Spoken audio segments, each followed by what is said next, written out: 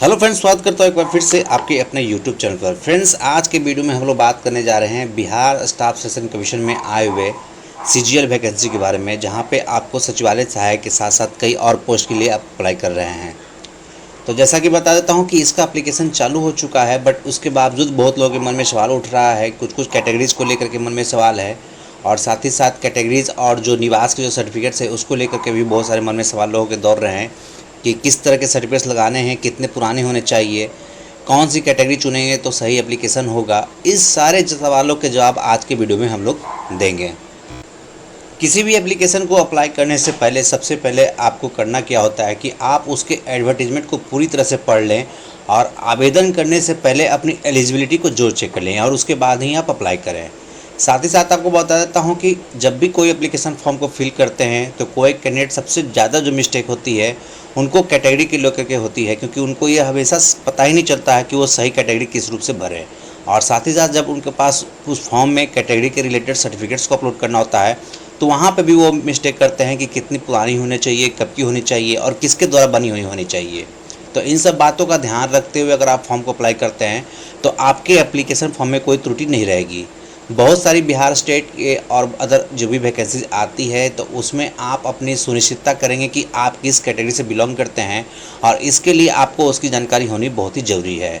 तो सबसे पहले बता देता हूं कि जब आप बिहार एसएससी सीजीएल का फॉर्म भरने जाते हैं तो वहां पे भी कैटेगरी को लेकर के कुछ चीज़ें हैं जो मैं आपको इस वीडियो में बताने जा रहा हूं, तो ध्यान से देखिएगा और समझिएगा। तो फ्रेंड्स, सबसे पहले हम लोग कैटेगरी को समझते हैं। जब आप बिहार एसएससी सीजीएल का फॉर्म अप्लाई करने जाते हैं तो सबसे पहले आपको वहाँ पे नाम पूछा जाता है, और उसके बाद आपका जेंडर सेलेक्ट करने को बोला जाता है। उसके बाद आपसे एक क्वेश्चन आता है डोमिसाइल ऑफ बिहार स्टेट, यानी कि क्या आप बिहार राज्य के निवासी हैं, तो आप उसको यस या नो करते हैं।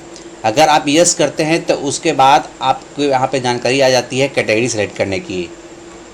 तो अगर आप बिहार से हैं तो यहाँ पे आपको देखिए, यहाँ पे कैटेगरी का जो ऑप्शन आ रहा है, यहाँ पे आ रहा है एक जनरल कैटेगरी, उसके बाद आ रहा है एमबीसी, फिर आ रहा है बीसी, और फिर एससी और एसटी। यानी कि आप इसमें से कौन सी कैटेगरी से बिलोंग करते हैं आपको यहाँ पे सेलेक्ट करना है। अगर कोई कैंडिडेट यहाँ पे जनरल कैटेगरी को सेलेक्ट करता है तो फिर उसके बाद यहाँ पे देखिए कि उसके नीचे एक क्वेश्चन आता है कि do you belong to EWS, यानी कि क्या आप इकोनॉमिकली वीकर सेक्शन से बिलोंग करते हैं, यस या नो। तो यहाँ पे सबसे पहले आप समझ लीजिए कि अगर आप जनरल कैटेगरी से हैं और अगर आप ईडब्ल्यूएस से 10% एक्स्ट्रा आरक्षण लेना चाहते हैं, रिजर्वेशन लेना चाहते हैं, तो आपको ईडब्ल्यूएस सेलेक्ट करना है। और ईडब्ल्यूएस वही कैंडिडेट हो सकते हैं जिनका जो एनुअल फैमिली इनकम है 8 लाख से नीचे है। तो फ्रेंड्स, अगर आपके फैमिली का एनुअल इनकम 8 लाख से नीचे हैं तो ही आप ईडब्ल्यूएस को यहाँ पे यस करेंगे, अदरवाइज आप यहाँ पे इसको नो करेंगे। अगर आप ईडब्ल्यूएस से बिलोंग करते हैं, यानी कि अगर आपका फैमिली इनकम 8 लाख से नीचे का है, तो फिर आपको ईडब्ल्यूएस का सर्टिफिकेट आपको यहाँ पे बताना होगा, और उसके रिलेटेड आपको सर्टिफिकेट नंबर, उसका इशू डेट और किसके द्वारा वो सर्टिफिकेट बना हुआ वो आपको जानकारी यहाँ पे इस फॉर्म में देनी होगी। फ्रेंड्स, अगर आपका एनुअल इनकम आपके फैमिली का 8 लाख से ऊपर है तो आप do you belong to EWS questions में नो करेंगे, और आप सिर्फ जनरल कैटेगरी से फॉर्म को भरेंगे। मगर आपको बता देता हूं कि फिर यहाँ पे आपको किसी तरह का कोई रिलैक्सेशन नहीं मिलने वाला है, कोई भी रिजर्वेशन नहीं मिलने वाला है, और ना ही किसी तरह का कट ऑफ में कोई आपको चेंज आने वाला है। तो अगर आपकी family income annual income 8 lakh से नीचे है तो आप ईडब्ल्यूएस सेलेक्ट कर सकते हैं, और उसके रिगार्डिंग आपके पास सर्टिफिकेट होना चाहिए। उसी तरह से फिर आपको यहाँ पर एक एमबीसी का ऑप्शन आता है और साथ ही साथ एक बीसी का ऑप्शन आता है। तो आपको बता देता हूँ कि बिहार में जो ओबीसी है उसको 2 कैटेगरी में बांटा गया है, जिसमें एक बीसी है जिसको बैकवर्ड क्लास कहा जाता है, और एमबीसी है उसको मोस्ट बैकवर्ड क्लास कहा जाता है। यहाँ पे आपको बता देता हूँ कि एक्चुअली एमबीसी ही ईबीसी ही है, यानी कि जो ईबीसी कैटेगरी है उसको एमबीसी कहा जाता है। तो जो लोग ईबीसी से बिलोंग करते हैं, यानी कि बीसी 1 से बिलोंग करते हैं, वो एमबीसी को सिलेक्ट करेंगे, और जो लोग बीसी 2 से बिलोंग करते हैं वो बीसी कैटेगरी को सिलेक्ट करेंगे। अगर आप यहाँ पे एमबीसी हैं, यानी कि बीसी 1 में आपकी कैटेगरी आती है, तो आपको इसके रिलेटेड सर्टिफिकेट होने चाहिए, और अगर आप बीसी 2 से रिलेटेड हैं तो इसके रिलेटेड आपके पास सर्टिफिकेट होने चाहिए। बता देता हूँ कि अगर आप एमबीसी सेलेक्ट करते हैं या फिर आप बीसी सेलेक्ट करते हैं, यानी कि बीसी 1 या बीसी 2 सेलेक्ट करते हैं, तो यहाँ पे आपका यहाँ पे एक और क्वेश्चन आ जाता है कि do you belong to non creamy layer, यानी कि क्या आप क्रीमी लेयर रहित से संबंधित है, यस या नो। तो अगर यहाँ पे बताता हूँ कि फिर ये जो नॉन क्रीमी लेयर होता है वो यहाँ पे भी इनकम का पोर्टफोलियो आ जाता है, और यहाँ पे भी जो सालाना आय जिसकी परिवार की 8 लाख से नीचे है वो कैंडिडेट नॉन क्रीमी लेयर में आते हैं।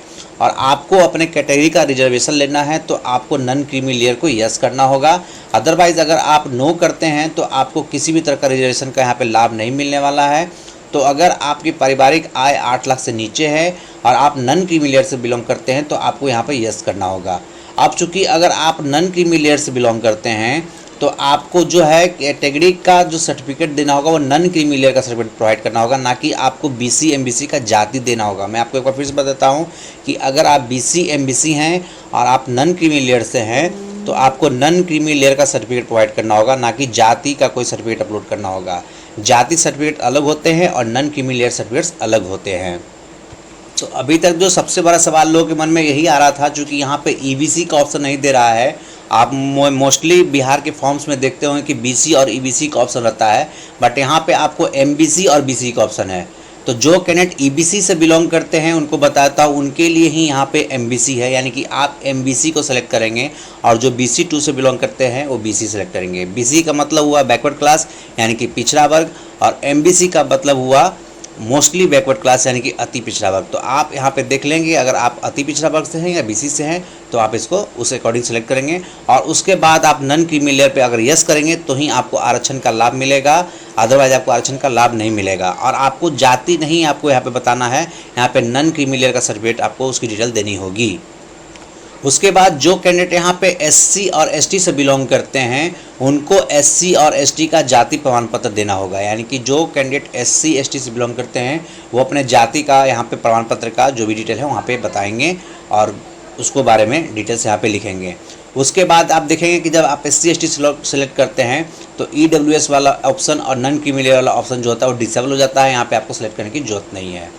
उसके बाद आपको बता देता हूं कि यहाँ पे आप अगर आप डोमिसाइल ऑफ बिहार स्टेट करते हैं तो आपके यहाँ पे बिहार राज्य के निवासी का प्रमाण पत्र यानी कि डोमिसाइल सर्टिफिकेट आपके पास होना चाहिए, और उसके भी एप्लीकेशन बनने की डेट, एप्लीकेशन का नंबर और किसके द्वारा एप्लीकेशन बना गया है आपको फॉर्म में सबमिट करना होगा। और अब सबसे बड़ी बात आ रही है कि ये सर्टिफिकेट कितने पुराने होने चाहिए, कब का सर्टिफिकेट होना चाहिए।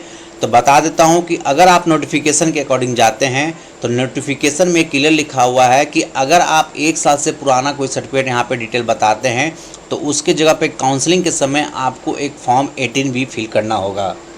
तो अगर हम लोग नोटिफिकेशन को चेक करते हैं तो यहाँ पे आपको बताता हूँ कि नोटिफिकेशन में लिखा गया है कि अगर 1 वर्ष से अधिक पुराना क्रीमी लेयर रहित प्रमाण पत्र की स्थिति में आपको काउंसलिंग के समय 18B नाम की एक डिक्लेरेशन फॉर्म होगी, उसको आपको समर्पित करनी होगी।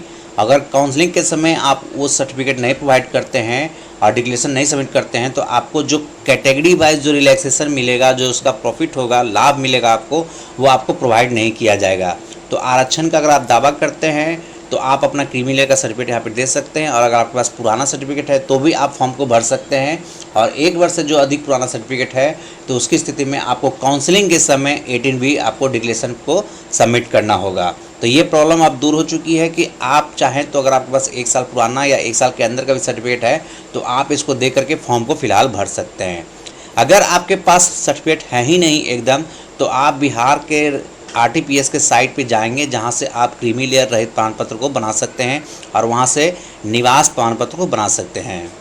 तो जिन कैंडिडेट के पास यहाँ पे नॉन क्रीमी लेयर का सर्टिफिकेट नहीं है तो वो RTPS के वेबसाइट पे जा करके यहाँ पे नॉन क्रीमी लेयर का सर्टिफिकेट जो है, जो बिहार सरकार के जॉब्स के लिए रिगार्डिंग होता है, यहाँ से वो अप्लाई कर सकते हैं, वहाँ से बना सकते हैं। और बता देता हूँ कि आपको इस प्रोसेस में करीब 20 दिन का समय लगेगा।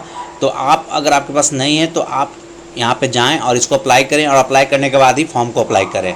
अगर आपके पास पहले से है 1 साल के अंदर या थोड़ा सा पुराना तो भी आप फॉर्म को फिल कर सकते हैं। बाद में आपको सिर्फ एक डिक्लेरेशन फॉर्म को सबमिट करना होगा। तो दोस्तों उम्मीद करता हूँ कि जिन भाइयों को ये प्रॉब्लम हो रही होगी या जिन सिस्टर्स को प्रॉब्लम हो रही होगी फॉर्म भरने में, कैटेगरी से रिलेटेड कोई प्रॉब्लम हो रहा होगा या कैटेगरीज के रिलेटेड कौन सी सर्टिफिकेट देनी है वो प्रॉब्लम हो रहा, तो इस वीडियो के माध्यम से उनको अब क्लैरिफिकेशन मिल गया है। तो जाइए आप फॉर्म को अप्लाई करिए और फॉर्म को अप्लाई करते समय हर छोटी छोटी बातों का ध्यान रखें, फॉर्म को फिल करें, जो भी जानकारी मांगी जा रही है उसको सही तरीके से भरें और फॉर्म को भरने से पहले एक बार जो भी एडवर्टीजमेंट है उसको पूरी तरह से पढ़ करके ही अपनी एलिजिबिलिटी को सुनिश्चित करें और फॉर्म को भरें। बहुत ही अच्छा मौका है आपके करियर के लिए। तो उम्मीद करते होंगे फ्रेंड्स कि आपको हमारी वीडियो अच्छी लगी होगी। तो जाते जाते वीडियो को जरूर लाइक कीजिएगा और अपने फ्रेंड्स से जरूर शेयर कीजिएगा। अगर फिर भी आपके मन में कोई सवाल है तो आप कमेंट के माध्यम से हमसे पूछ सकते हैं। Thanks for watching.